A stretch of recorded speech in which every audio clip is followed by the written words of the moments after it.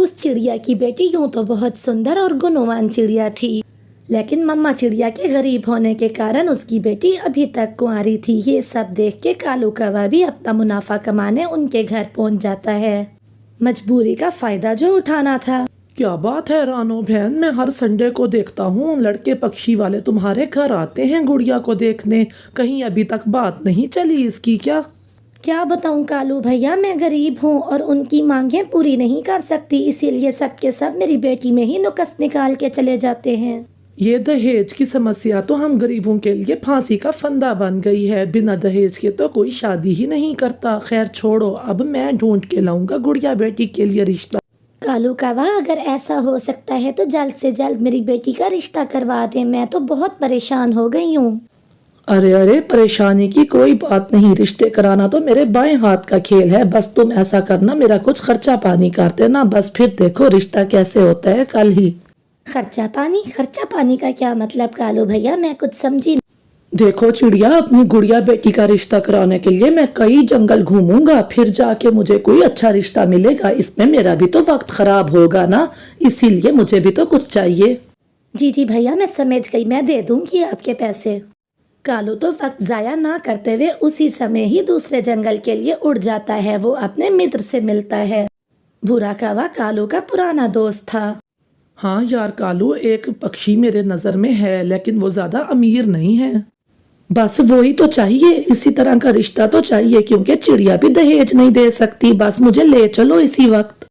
बस फिर क्या था, कालू कौवा भूरे कौवे को लेके उसी वक्त रिश्ते वालों के घर चला जाता है।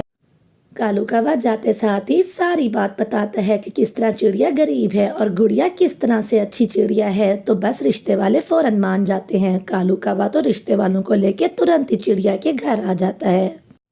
हमें अच्छी लगी है, हमें आपकी बेटी गुड़िया बहुत पसंद आई है। अरे चिड़िया बहन, तुमने सुना नहीं? जाओ जल्दी से अंदर से मिठाई लेके आओ।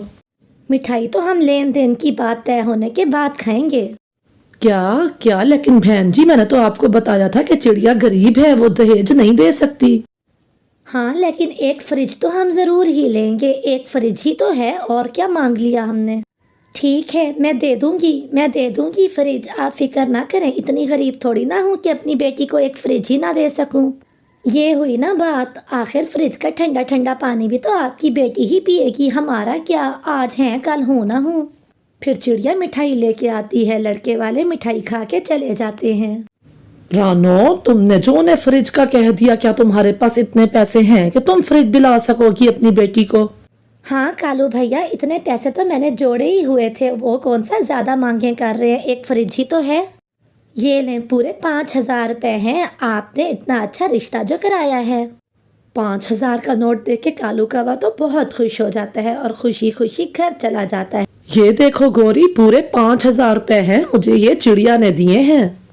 कालू, मैं गर्म पानी पी पी के थक गई हूँ, मुझे अब फ्रिज चाहिए। इतनी गर्मी में मुझसे गर्म पानी नहीं पिया जाता। क्या फ्रिज तो बहुत महंगा है, कम से कम 15,000 में आएगा। इतने पैसे कहाँ हैं मेरे पास। जो भी करो, मुझे फ्रिज लेके दो। मेरे मायके में एसी, फ्रिज, एयर कूलर सब कुछ है, और मैं उस घर से आई हूँ, मैं नहीं रह सकती इस तरह से। हाँ तो ठीक है ना, अपने मायके से एक फ्रिज इधर भी ले आती, क्या चला जाता तुम्हारे मायके वालों का। जाओ जाकर एक फ्रिज यहाँ पर भी ले आओ। बस कर दो कालू, बस कर दो। अगर इसी तरह की बातें करते रहोगे ना तो मैं आज के आज ही अपने मायके चली जाऊंगी। फिर रहना घर में अकेले, या तो फ्रिज जाएगी या मैं जाऊंगी। अच्छा, तुम रो नहीं, मैं करता हूँ कुछ, मैं ले दूंगा तुम्हें फ्रिज। अब रोना बस करो। इस तरह से कालू रोती हुई गोरी को चुप करवाता है। इधर चिड़िया ने भी अपनी फ्रिज लोड करवा ली थी। कबूतर भैया, आराम से उतरवाइएगा, कोई ठोकर ना लग जाए। अरे चिड़िया, इतना बड़ा और सुंदर फ्रिज, ये तो बहुत महंगा आया होगा। तुमने इतनी अच्छी फ्रिज ले ली। जी कालू भैया, पूरे 18,000 का आया है ये फ्रिज। मैंने कहा एक ही तो मांग की है, अच्छे से पूरी करो उनकी मांग। इतनी बड़ी फ्रिज मैं कैसे दिलवा सकता हूँ गोरी को, ये तो बहुत ही महंगी है। कालू भैया, आपने कुछ कहा क्या? नहीं, मैं ये कह रहा था कि बारिशों का मौसम है, बारिश का कोई भरोसा नहीं, फ्रिज को जल्दी से कमरे में ही रखवा लो।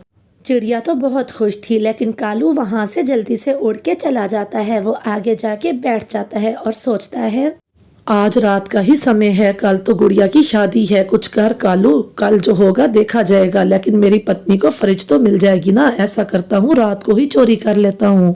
शाम ढल जाती है और रात हो जाती है। कालू कौवा तो इंतजार में था। जैसे ही रात होती है कालू कौवा निकल पड़ता है। वो सोई हुई चिड़िया के घर से फ्रिज चुरा के घर ले आता है। अरे कालू, इतनी बारिश में तुम ये फ्रिज कहाँ से ले आए, वो भी इतना बड़ा? चिड़िया के घर से चुरा के लाया हूँ। उसने अपनी बेटी के दहेज के लिए ली थी ये फ्रिज, और मैं राती रात उसके घर से चुरा के ले आया। ये तो तुमने बहुत अच्छा किया कालू। फ्रिज तो बहुत बड़ा और अच्छा है, महंगा भी बहुत होगा। मैं ऐसा करती हूँ, इसे झाड़ियों में छुपा देती हूँ। फिर गौरी कवि जंगल में झाड़ियों के अंदर उसको छुपा देती है। हम लुट गए, हम लुट गए, हम बर्बाद हो गए। गुड़िया बेटी, फ्रिज कोई ले गया आपकी। मम्मा, घर की कुंडी भी टूटी हुई है। मुझे लगता है रात को कोई चोर आया था और चुरा के ले गया। आपके रिश्ते वालों को अब मैं क्या मुंह दिखाऊंगी, वो तो रिश्ता तोड़ के चले जाएंगे।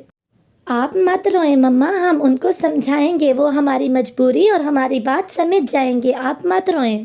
अगले दिन मंडप सजा था। चिड़िया की बेटी की बारात आई थी, शादी होने को थी।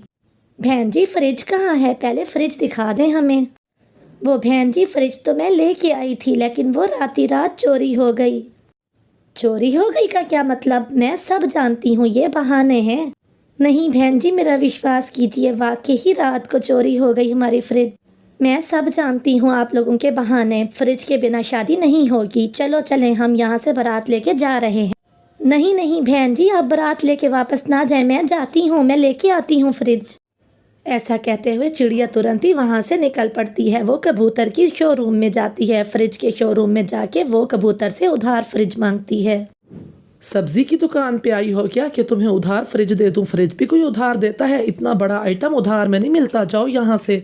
मेरी बेटी की शादी टूट जाएगी कबूतर भैया, मैं आपका 1-1 रुपया चुका दूंगी, मुझे एक फ्रिज दे दें।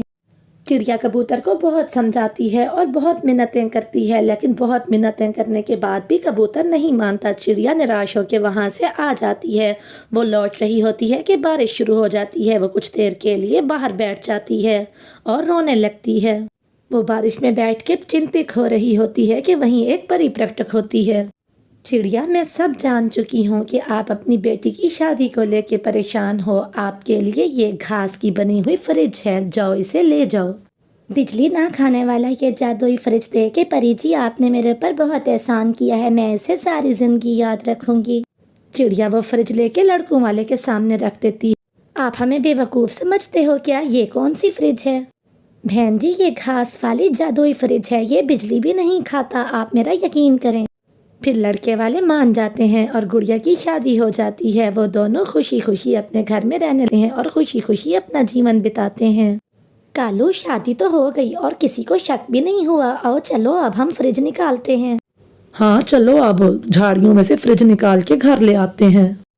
वो दोनों फ्रिज निकाल के घर आते हैं, लेकिन जैसे ही फ्रिज चलाता है कालू को धचका लगता है और वो दूर जाके गिरता है। बिजली के करंट से उसकी मौत हो जाती है, क्योंकि फ्रिज की तार को चूहों ने बुरी तरह खा लिया था। अब गोरी बैठी रोती रहती है। कालू को बद्दुआ लग गई थी चिड़िया की। तो प्यारे दोस्तों, किसी के साथ बुरा नहीं करना चाहिए।